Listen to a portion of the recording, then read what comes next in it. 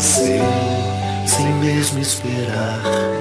Ele apareceu em meio aos discípulos a caminhar. Falava de amor e o som de sua voz abraçava os seus corações e diziam: Senhor, fica conosco. É tarde, o dia declina, quase sem esperança, partimos sem direção. Mas ao redor da mesa se abriram os nossos olhos, te reconhecemos ao partir do pão. Já não chore, Jerusalém, a alegria voltou. Teu Senhor está vivo, Ele ressuscitou.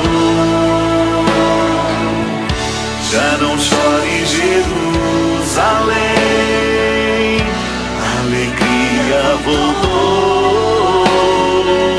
Teu Senhor está vivo, Ele ressuscitou. Já não chore, Jerusalém, a alegria voltou. Teu Senhor está vivo, Ele ressuscitou. Já não chore, Jerusalém, a alegria voltou. Teu Senhor está vivo, Ele ressuscitou.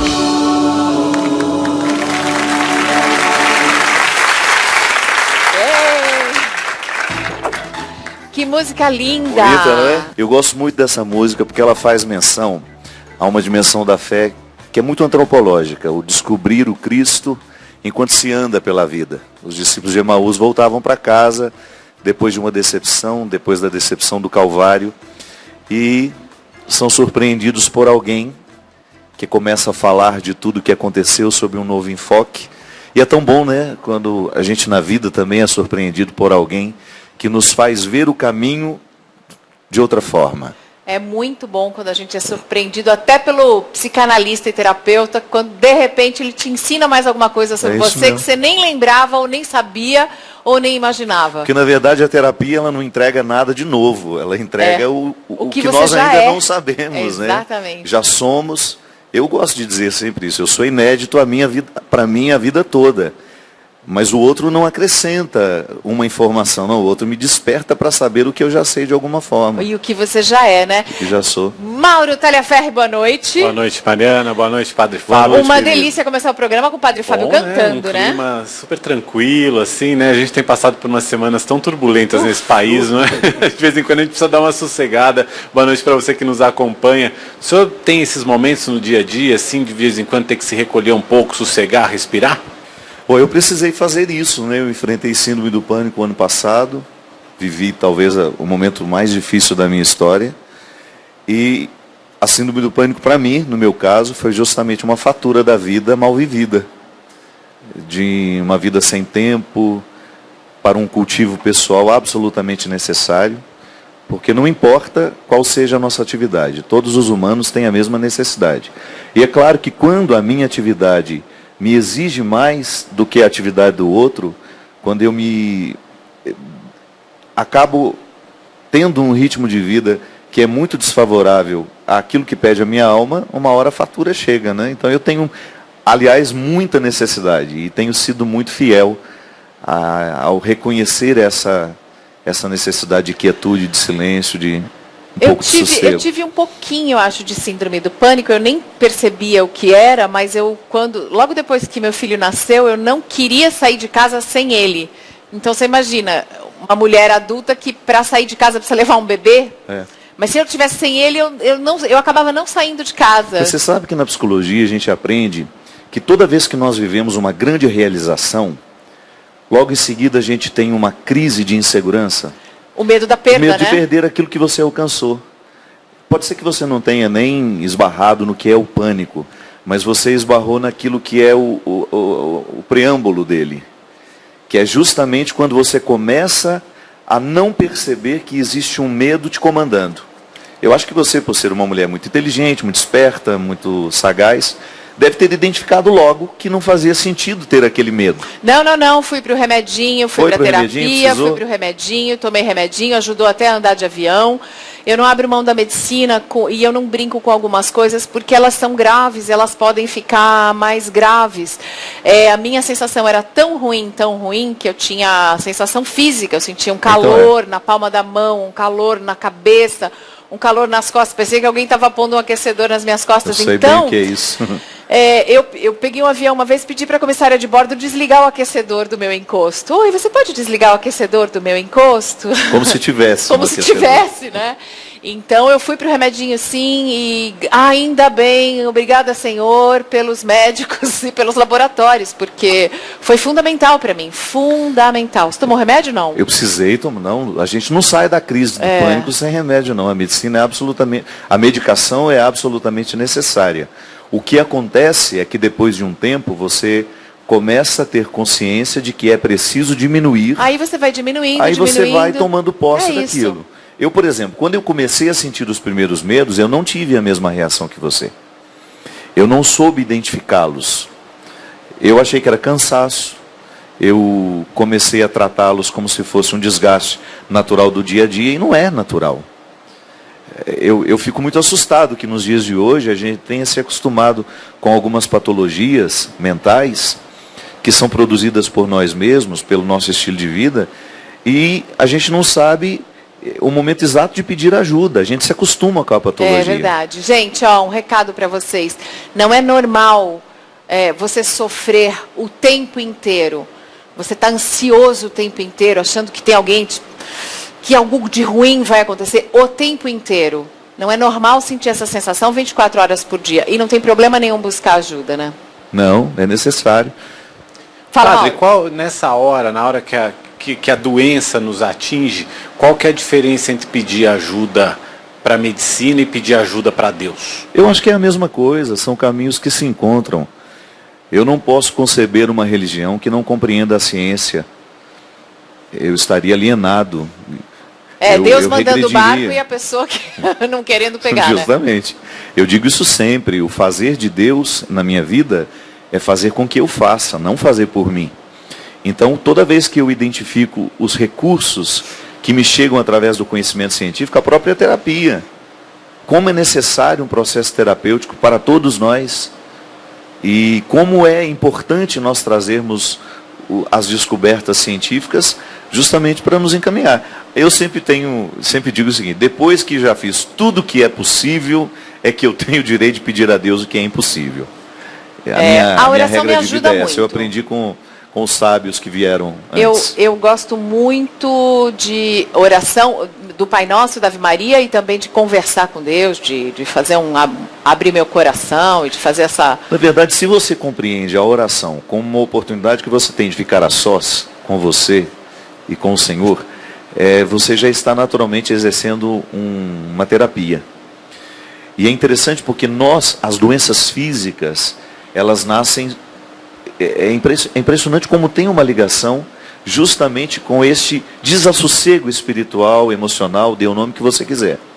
Toda vez que nós começamos a ficar infelizes e não damos uma atenção àquilo que está nos infelicitando, é muito natural que daqui a um tempo a gente tenha doenças físicas, que são justamente o que entornou daquilo que a gente não cuidou emocionalmente. E a vida de oração, ela não é outra coisa senão uma oportunidade que a gente tem de equilibrar o corpo. Porque a oração reflete no corpo. É no corpo que eu rezo. Toda vez que eu entro em oração, a minha respiração fica naturalmente mais lenta. O meu sistema cerebral fica muito mais harmonioso. E eu tenho muitos benefícios físicos quando eu faço tudo isso. E é Olha, interessante o Padre também... Fábio não vai poder ir embora sem antes autografar esse livro aqui. Esse vai ser para mim, tá, Padre? Pode ser. É um livro super bacana que ele escreveu, um diálogo com o Leandro Carnal, filósofo Carnal, que é ateu e que é muito interessante esse livro. Eu vou confessar que eu pulei algumas partes, que vocês estavam muito específicos sobre teologia, eu precisava de um dicionário para ler, e fui para o final, que também é você tem um teólogo em muito casa. bom. Um glossário pessoal. É maravilhoso. Você tem um glossário pessoal. Ele explica super bem. Mas eu tenho também esses outros livros que eu peguei, e são do meu pai, só para mostrar para vocês, esse aqui foi comprado em 1978 na papelaria, na livraria do Coceiro, em Amparo, na rua 13 de Maio, que era onde morava minha avó, tá, gente? É um livro super antigo. É o Diálogo com Deus, do Michel Lelong. Esse do Leonardo Boff, que eu acho maravilhoso. Vida para Além da Morte. Vida para Além da Morte. Então, todas essas leituras são muito... Esse do Gabriel e a Morte. Eu gosto do assunto, eu gosto do tema, mas sabe o quê? Tem uma coisa de diferente no seu livro com o Carnal. Não tem discussão, né? É como se fosse um encontro entre o diferente. Não tem a briga, não é uma disputa. É o que tem em comum, né? A proposta do livro não foi para ser um embate. Nós não gostaríamos de reproduzir em pequena escala aquilo que tem sido o mundo de hoje. De pessoas que fazem questão de desmontar ou de desconstruir o que o outro pensa, o que o outro sente, o que o outro acredita. Não se tratava de desconstruir o outro, mas se tratava de colocar na mesa aquilo que nós tínhamos de diferente e de igual.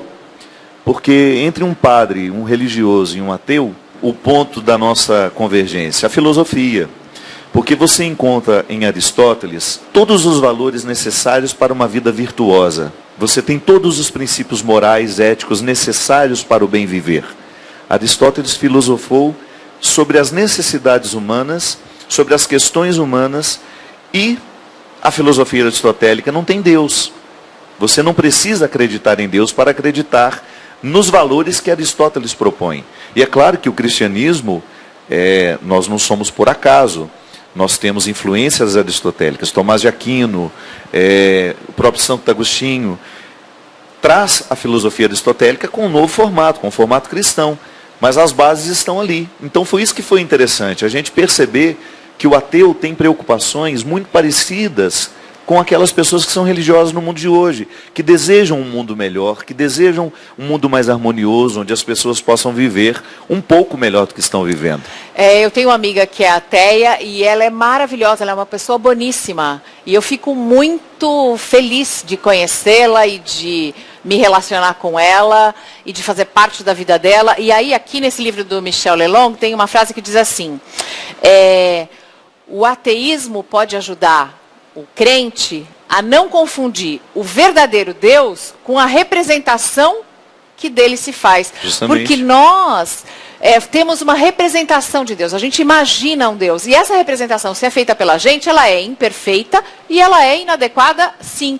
Então ele diz, entre dois homens que não possuem a experiência de Deus, aquele que o nega, talvez esteja mais próximo dele. Diante de toda recusa de Deus, o crente deve se perguntar, se Deus está sendo rejeitado, não será a imagem que eu tenho revelado dele que está o tornando tão detestável? Quer Justamente. dizer, é esse Deus que eu estou criando e falando que é assim, é esse que está sendo rejeitado pelo outro. Porque Nietzsche, ninguém rejeita amor, sim, ninguém rejeita luz. Nietzsche, um grande nome do ateísmo, tinha o pai pastor protestante. Então ele cresceu nas sacristias. E eu tenho muito respeito por todo aquele que não acredita, mas que tem uma vida virtuosa, porque às vezes eu tenho a simplicidade, a humildade de reconhecer que ele, mesmo não professando a mesma fé que eu, já andou o caminho que eu gostaria de ter andado acreditando como eu acredito. Como você mesmo diz, uma pessoa boníssima, capaz de generosidade, capaz de solidariedade, e às vezes eu não sou. A pessoa não crê em Deus, mas tem uma vida tão virtuosa, e para mim isso soa como um mistério que eu preciso reverenciar, que eu preciso respeitar. E você mesma disse, às vezes nós temos dentro da sociedade excesso de Deus. Não é que falta não, mas as caricaturas não transformam ninguém.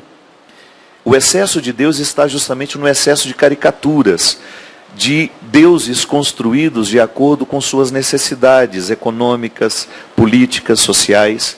Então você tem muitas igrejas, em que você não percebe mais o significado do sagrado ali dentro.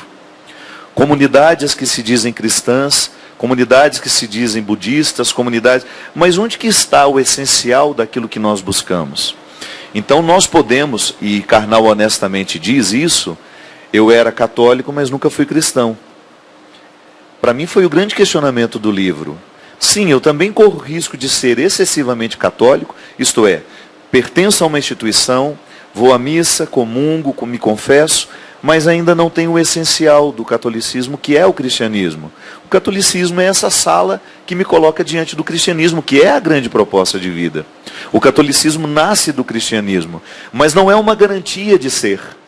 Eu ser batizado na igreja católica não é garantia de que eu vou me tornar cristão, porque tem um processo de vir a ser que vai passar pela minha educação, pelas influências que eu vou receber e pela própria aceitação da doutrina, que vai se tornar ou não uma prática. O primeiro exercício que eu comecei a fazer para ser cristã foi tentar imitar ou tentar imaginar o que Jesus faria nessa situação e tentar fazer igual. É o primeiro, assim, tá bom, o que Jesus faria, como ele agiria? E eu acho que é um exercício super válido, porque aí as coisas ficam mais simples, elas ficam mais leves. Mariana, você não precisa ficar obedecendo ninguém. Só para complementar, eu tenho ficado muito incomodado, e é uma coisa que eu tenho repetido muito. Nós acreditamos num Cristo já confirmado pela história. Concorda comigo? Sim. Ele já ressuscitou, ele já motivou as catedrais, ele já motivou a cultura ocidental. É toda estabelecida a partir do cristianismo. Então, é até glamuroso seguir Jesus hoje. Agora, volte no tempo. Regresse à Galileia do tempo de Jesus. E pense que você pode estar ali, fisicamente, acompanhando aquele homem, fazendo as escolhas que ele fazia, falando o que ele falava, desafiando os poderes como ele desafiava. Você ficaria por lá ou você também o chamaria de louco? Você o acompanharia? Ou você, gente, isso aí não está certo, esse homem é louco. Esse cara anda com leproso, com prostituta. Olha as prostitutas todas com ele, olha as casas que ele frequenta. Então eu tenho feito muito este trabalho de recuar historicamente, sair do Cristo glorificado, confirmado pela história, e colocar os meus pés na Galileia. Antes dos 33 anos, lá? Né? Muitas vezes. Já foi lá, muito interessante. É muito interessante, muda muito. Quem tiver a oportunidade de ir, de conhecer, de fazer o caminho ali pela Galileia, saber por onde Jesus passou, é muito interessante do ponto de vista geográfico, histórico e dá exatamente essa dimensão que o senhor falou. E eu ia perguntar exatamente isso, essa visão histórica de Jesus, menos mistificada, ajuda a trazer de volta os princípios da própria mensagem dele?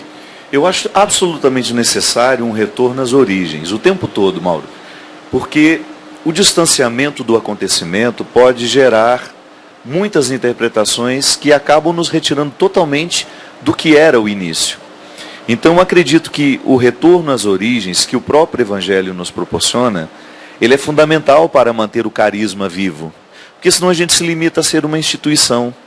Lá a gente aprende uma coisa, quer dizer, a gente recorda uma coisa que é bastante interessante, que é lembrar que Jesus não era católico, e Jesus não era nem cristão, Jesus era judeu. Então é preciso compreender a cultura que ele vivia ali, os símbolos, tudo que significava ali na cultura judaica, para entender como é que ele vivia e o que ele pregava e o que representou de mudança a mensagem que ele trouxe. E o mais honesto, olhar para as estruturas que ele criticou dentro do judaísmo e perguntar se hoje nós não as reproduzimos dentro do cristianismo. De poder, as estruturas de poder. As estruturas de poder que às vezes deixam de ser carismáticas, deixam de ser serviço, porque o que eu mais acho bonito na autoridade, na origem do Evangelho, é que a autoridade lhe coloca a serviço do outro. Não existe nenhuma vantagem em ter autoridade. Não é para um benefício pessoal, não é para um benefício próprio. É para servir. Então toda e qualquer titulação dentro da igreja não é para nos tornar mais poderosos, não é para nos tornar mais responsáveis com o cargo, com a responsabilidade que nos foi dada. Então, a crítica que nós precisamos fazer diariamente, e eu fico muito feliz de ver novos tempos, novos ares dentro da igreja, Papa Francisco, tendo coragem de questionar tudo isso, de falar abertamente sobre isso, eu acho que é uma feliz oportunidade que nós temos de reacender o carisma que nos foi dado, como dizia São Paulo. O cristianismo é uma grande riqueza, mas às vezes ele é instrumentalizado de maneira muito cruel por pessoas desonestas, que têm a autoridade e que ainda não estão desfrutando dos benefícios dele, que é a transformação da vida. Privilégio de poder servir. Do Justamente. Privilégio de poder servir. Você é jornalista. Eu acredito que vocês tenham uma relação com a notícia muito parecida com a que eu tenho com o meu ofício. Não é um prazer você oferecer o outro a verdade? O máximo que eu puder, o máximo que eu conseguir. Quanto mais você investigar como jornalista para que você dê àquele que te escuta o que de fato aconteceu naquele momento. Ainda mais nessa época não é um prazer, em que circulam tantos não é uma boatos. satisfação. É um prazer. É desse privilégio que eu estou falando. E se tiver gente falando, fala isso, fala aquilo, eu falo, eu vou falar o que eu sei, o que eu vi, o que eu vi, o que eu presenciei. E Mariana, ainda mais nessa época que tantos boatos circulam por aí, tanta coisa falsa circula por aí. Outro dia minha mãe me mandou um texto dizendo que era da autoria da Marieta Severo. A Marieta Severo já tinha desmentido isso. Eu falo assim, mãe, pelo amor de Deus, não passa isso pra frente. Meu pai me mandou você viu o Sylvester Stallone? Coitadinho, morreu, né? Eu, não, pai, não morreu. Esse WhatsApp, esse Facebook, esse monte de fake news que a gente tem ouvido por aí. Exatamente isso. Quando a gente consegue levar a verdade, a gente se sente como a verdade ilumina a vida das pessoas. É um serviço, você provoca um serviço. Da mesma forma como o psicoterapeuta também se sente extremamente realizado quando ele percebe que a partir de uma reflexão que ele fez com o seu paciente, ele conseguiu esclarecer e retirar um contexto de dor que antes sufocava, amargurava. Liberta. A verdade nos liberta. A verdade nos liberta.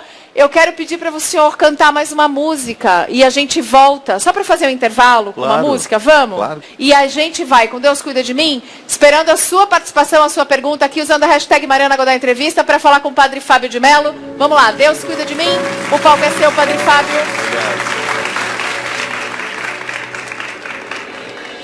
Eu preciso aprender um pouco aqui.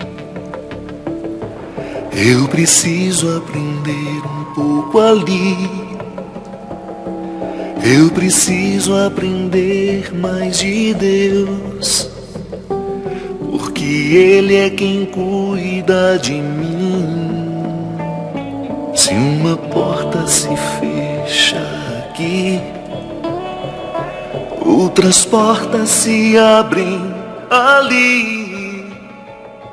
Eu preciso aprender mais de Deus, porque Ele é quem cuida de mim. Deus cuida de mim. Deus cuida de mim. Na sombra das suas asas, Deus cuida de mim. Eu amo a sua casa e não ando sozinho. Não estou sozinho, pois sei. Deus cuida de mim. Deus cuida de mim. Na sombra das suas asas, Deus cuida de mim. Eu amo a sua casa e não ando sozinho. Não estou. Estamos de volta com o Padre Fábio de Mello. Tenho gostado muito dessas músicas. Estão todas no novo trabalho, no novo CD, O Amor Me Elegeu. O Amor Me Elegeu, Muito bacana esse trabalho novo. Já está disponível em todas as plataformas digitais, porque hoje a Canção Nova até ainda tem a fabricação do CD, Porque nós temos um público. Nós temos um público para isso. Sabe que eu comprei um carro novo, não tem mais nem lugar de enfiar o CD? Eu fiquei muito frustrado. Tive uma sensação que metade do mundo morreu para mim. Mas sabe o que aconteceu? Acabou, foi embora o tempo Liga do direto CD. Em Bluetooth com esse negocinho aqui. Pois é, mas então... a qualidade não é a mesma. Eu também gosto. A música digital, ela não tem a mesma qualidade que quando você tem lá dentro do estúdio. Aquilo que você gravou, infelizmente, não é aquilo que vai ser ouvido depois na digitalização. Bom, nós que somos do tempo do LP, então, temos saudades daqueles bolachões, ó. Mas sabe qual é a boa notícia? A Canção Nova, que é onde eu estou, é a minha gravadora agora, nós temos vendas muito expressivas, às vezes de 70, 80 mil cópias de CDs físicos. Eu gosto de CD físico. As gravadoras não têm mais isso. As gravadoras seculares não têm mais isso. Tem que lançar em vinil. Esses números. Em vinil eu lancei um que eu gravei pela Sony há 3 anos, Deus no Esconderijo do Verso, em que eu cantei com Nana Caymmi, com Fagner, Zeca Pagodinho, Alcione. Dei uma oportunidade para essas pessoas que estavam começando. Fagner, Fafá de Belém, Elba Ramalho. Você sabe que a música, eu acho a música uma maneira linda de ficar mais perto do que é divino. Esse CD é o novo CD do Padre Fábio de Mello. Ainda bem que tem a Canção Nova, então, ainda fazendo CD físico, porque a gente gosta. Nós somos velhos, Tá faltando metade do Padre Fábio, mas está aqui do outro lado. Quer ver, ó? Olha aqui. E você sabe que foi intencional essa metade, né? É frente e verso, bem. Não, foi uma expressão do meu tempo mesmo. Eu fiquei tão pela metade durante esses últimos 8 meses. Você chegou a pensar em sair? Vou largar tudo. Eu pensei em morrer muitas vezes. Eu pensei em deixar de fazer tudo que eu faço, em acabar com tudo que eu tinha iniciado. É impressionante como o pânico retira o chão da gente. Você pensou em morrer porque sua irmã morreu? Pode ser, Minha irmã se matou no dia 29 de setembro. 2 anos já? Não, 3? É isso, vai fazer 2 anos agora. E eu tive o pânico, ela morreu em setembro, eu tive o pânico em julho do ano passado. A minha primeira manifestação daquele momento horrível, que eu fiquei que eu fiquei trancado dentro do meu quarto 8 dias, no escuro, com medo das pessoas, com medo de tudo e de todos. Foi horrível. Você acha que um dia vocês vão se encontrar? Eu acredito que sim, a minha esperança cristã me coloca nessa perspectiva. Mas eu tenho encontrado com ela todos os dias. É impressionante quando uma conexão viva morre, como ela se transforma. É impressionante como hoje eu tenho a minha irmã dentro de mim, de uma forma muito intensa, como eu penso nela o tempo todo, como as escolhas dela me fazem pensar as minhas, como a forma cruel com que ela morreu faz pensar a minha vida, tudo isso. E esse seu perfil nas redes sociais mais divertido, mais engraçado, ele te ajuda também? Eu acho que o humor... Esse é um tweet do Padre Fábio de Mello. Terminando o dia, o guarda caído sou eu. A minha idade mental na internet não corresponde à minha, de fato. Você sabe que eu sou assim desde menino. Eu herdei um humor da minha mãe. A minha mãe é uma mulher muito bem-humorada. E ela não é de contar piada. Ela não é aquela pessoa que chega na roda e fica contando piada. Ela é engraçada.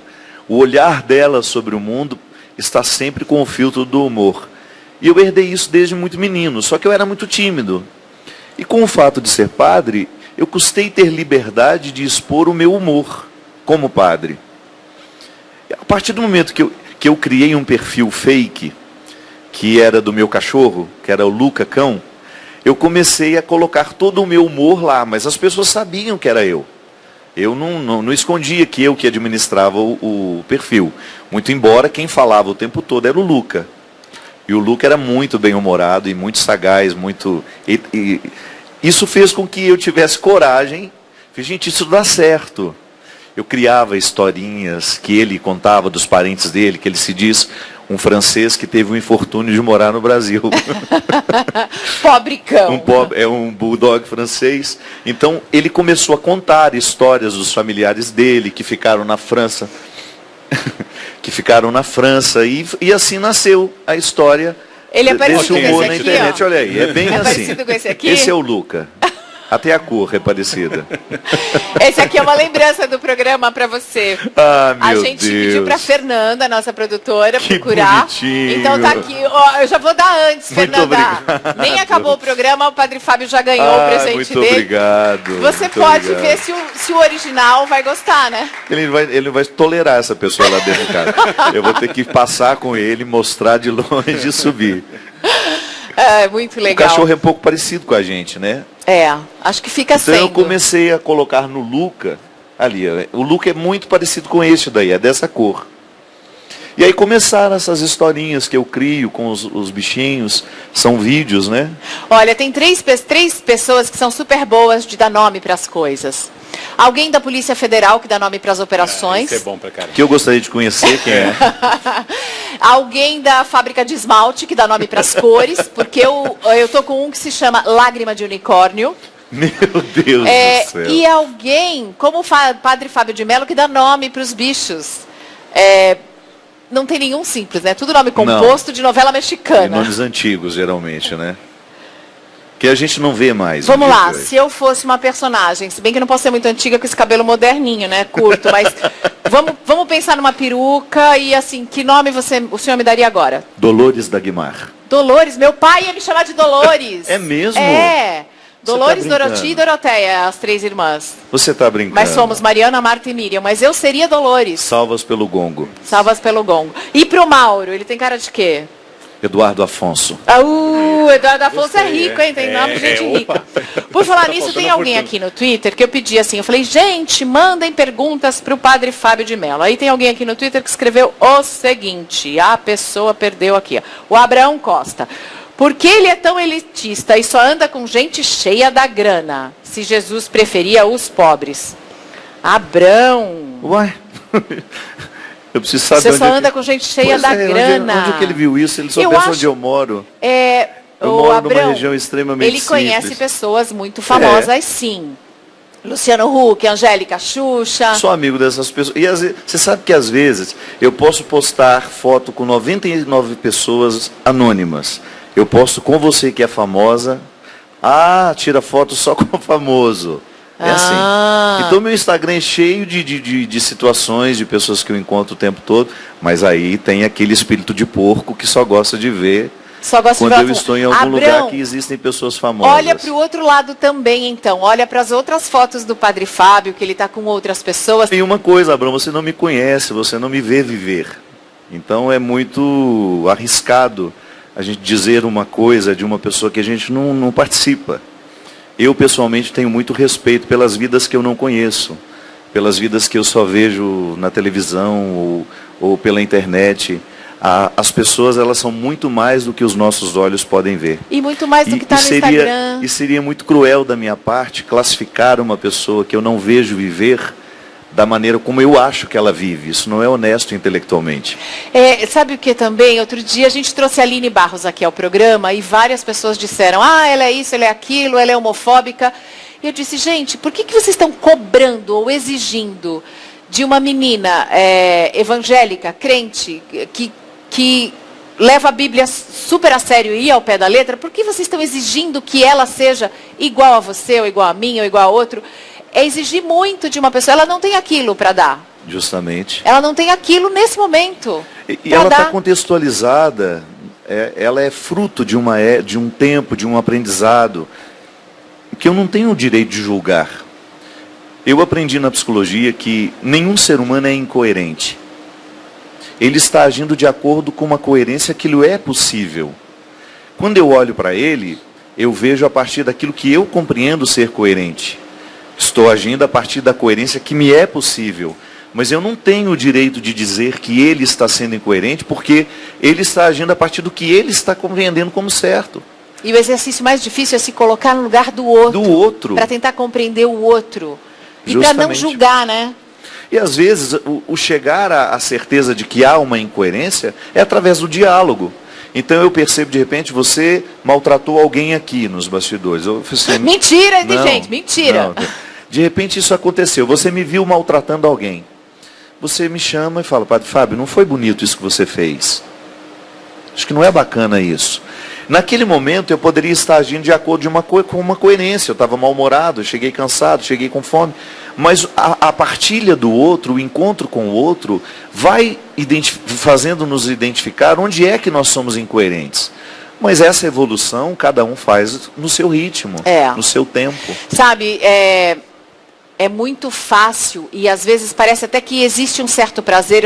É muito interessante passar dessa fase. O prazer do bem feito, sabe aquele Schadenfreude de ver o outro se dar mal e falar, sentir prazer pela dor do outro, seja ele quem for.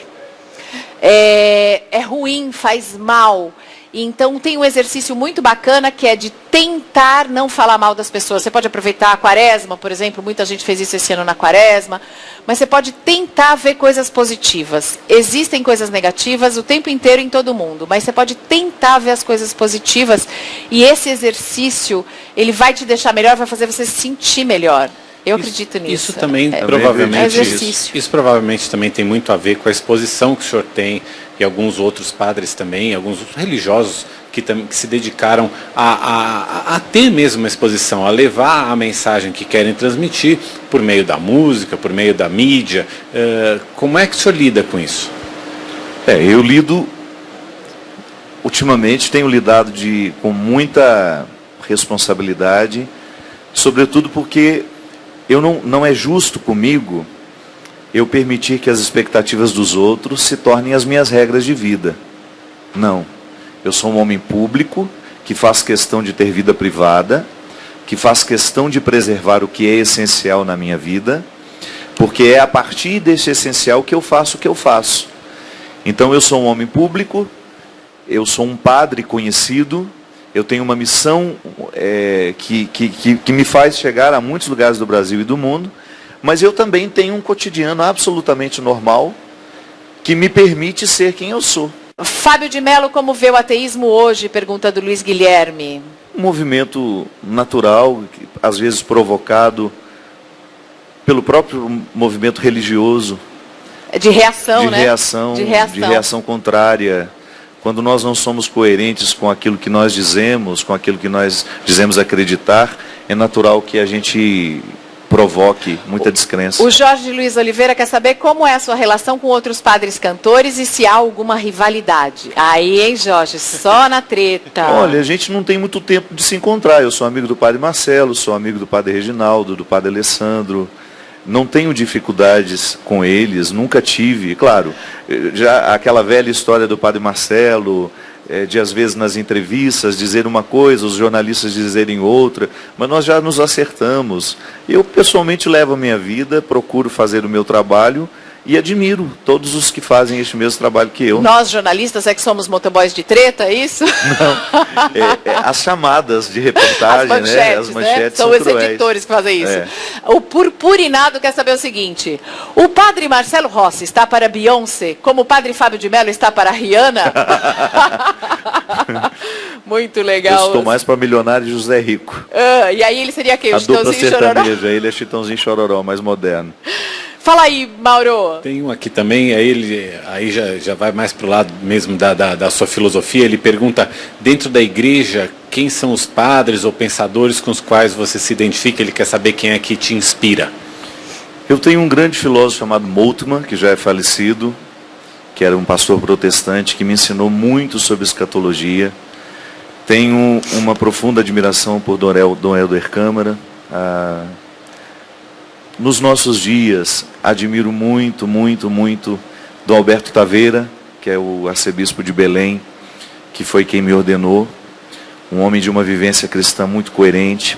Monsenhor Jonas Abib, que para mim é uma referência de santidade nos nossos dias, um homem que não só criou o maior sistema de comunicação católico do mundo, ouso dizer isso, a Canção Nova, mas fundou uma geração de pessoas que querem viver o Evangelho. A Ju trouxe aqui uma informação para a gente, uma foto da Luana Muniz, e que ela viu quando o senhor foi ao programa da Eliana, e contou a história, e a Ju ficou super emocionada, porque, em princípio, havia um certo preconceito de tirar foto com o travesti, com transexual, mas depois você acabou descobrindo o lindo trabalho quem era a Luana Muniz. Conta um pouquinho. Na verdade, eu tive o desconforto que eu reconheci e imediatamente me envergonhei dele, porque não tem nada a ver com aquilo que eu compreendo do Evangelho. Jesus não se sentiu melhor que ninguém, ele acolheu todos que se aproximaram dele, e na hora que a Luana se aproximou para tirar foto comigo, eu pensei muito mais na polêmica que geraria. Sabe Sim. aquele desconforto? Ai, meu Deus, vou ter uma semana de ataques. Olha lá com quem que o Padre Fábio está andando. Justamente. Olha lá com quem ele tirou fotografia. Mas não se preocupa não, que eu recebo... foi a minha fraqueza. Eu já recebi vários presos aqui, eu tiro foto com todo mundo. Eu sei, eu vejo você. Eu também, já tirei fotos com todos eles. E não que eu queria, eles que pediram. Aí na hora que a Luana se aproximou, eu tive esse desassossego, esse desconforto.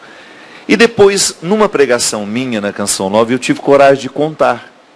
Eu abri meu coração e mostrei o preconceito que estava em mim. Eu que tantas vezes repudio, estava ali sendo vítima disso. Eu refletia sobre isso. E acabou que a Luana se tornou uma grande amiga minha, ajudei a obra dela, fizemos uma parceria bonita, coloquei muitas pessoas, inclusive uma própria reação da Arquidiocese do Rio de Janeiro na época, que eu achei isso... Foi a maior vitória de tudo que aconteceu. Ela me ligou muito feliz, me dizendo que logo em seguida, aquela grande reportagem que teve no jornal, acho que foi no Extra, na segunda-feira, a reportagem foi no fim de semana, na segunda-feira a Arquidiocese do Rio entrou em contato para saber no que poderia ajudar também.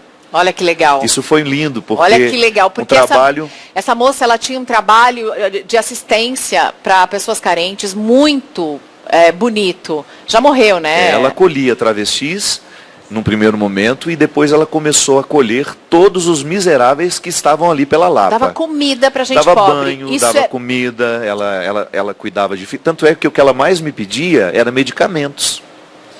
Às vezes a gente mandava roupas, porque também era uma necessidade deles, mas ela precisava muito de medicamento, gás, água oxigenada, aquelas coisas para cuidar básica, de machucado básico. Por quê? Ela recolhia esses feridos da rua. Ela era uma pessoa de uma personalidade muito forte, e essa personalidade forte tinha um espaço, dentro dessa personalidade, tinha um espaço muito bonito para Deus, que não me cabe julgar o quanto aquilo ali, não, eu não entro nesse mérito. Para mim, o que Luana deixou como uma lição de vida é que o amor ao outro não depende da religião, depende do caráter de quem vive. Esse tweet deve ter sido numa segunda-feira, hein? 22 de fevereiro. Vamos ver aqui, o Padre Fábio não gosta de segunda-feira, ele identifica muito com o gato Garfield, se vocês conhecem. É engraçado que segunda-feira é o único dia que eu tenho de folga. Olha, não era uma quinta, dia 22 de fevereiro, era uma quinta-feira, não era uma segunda. Então, Padre Fábio, nosso programa é às sextas, porque a gente sabe que o senhor fica feliz, está chegando fim de semana. Usar qualquer dia da semana que precisar. Uma camiseta que eu vou abrir, tá, Padre? Esse é o presente do Mariana Godoy Entrevista para o Padre Fábio de Mello. No meu Twitter. Porque a gente acha que esses tweets têm que ficar para a história. Padre, vamos lá, vamos ver se serve. Tá? É ótimo. Essa é única, só dele. Se vocês virem alguém vestindo, ele deu o presente, passou para frente. Maiara e Maraísa, olha aqui onde nós viemos parar. Tudo bem, eu não sei falar o nome da Simária. Eu falo Simaria. Toda vez que eu leio, eu falo Simaria. Eu preciso conhecê-la pessoalmente. Aqui? Não, eu preciso conhecer pessoalmente para não errar mais. Não erra não. Simária, só põe um acento. Qual que é Maiara, qual que é Maraísa? Rápido. Não, ali é Simone e Simária. Olá. Tchau, gente. Qual que é a Simone e qual que é a Simária? Simone é de cá, Simária é de lá. Olha, parece a Anitta e a Kourtney Kardashian. Parece mesmo a Kim Kardashian. Né? Parece, a Simária parece mesmo.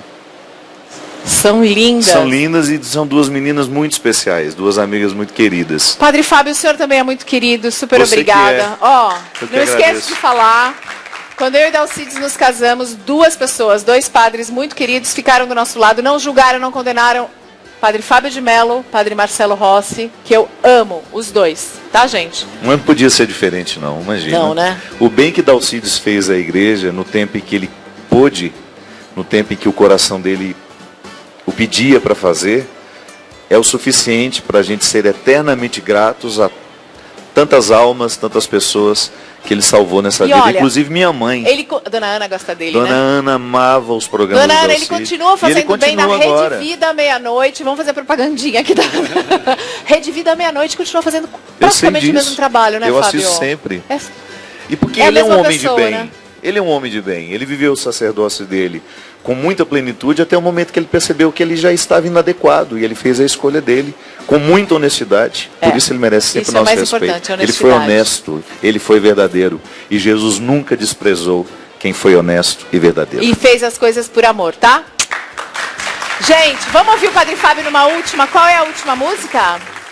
Vivo pro teu louvor. Vamos? Isso. Vamos lá? Obrigada, clima Padre. de década de 80.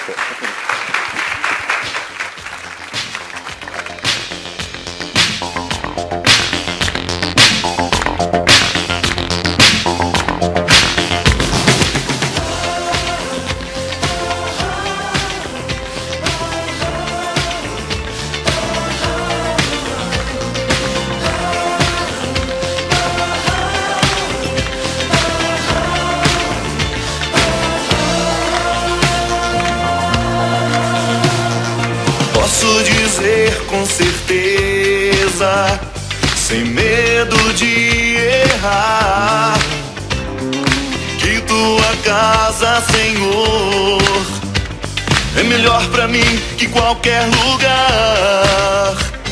Só em comunhão contigo eu encontro a minha paz.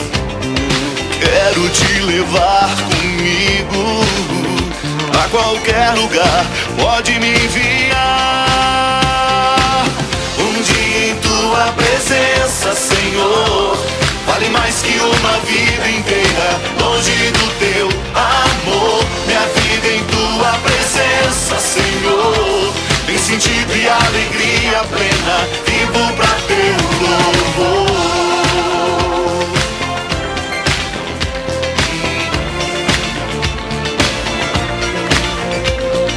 Posso dizer com certeza, sem medo de errar, que tua casa, Senhor, é melhor pra mim que em qualquer lugar.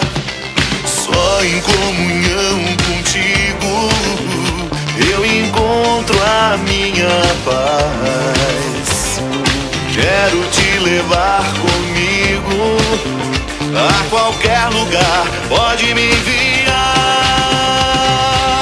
Um dia em tua presença, Senhor, vale mais que uma vida inteira. Longe do teu amor, minha vida em tua presença, Senhor, tem sentido e alegria plena. Vivo pra teu louvor.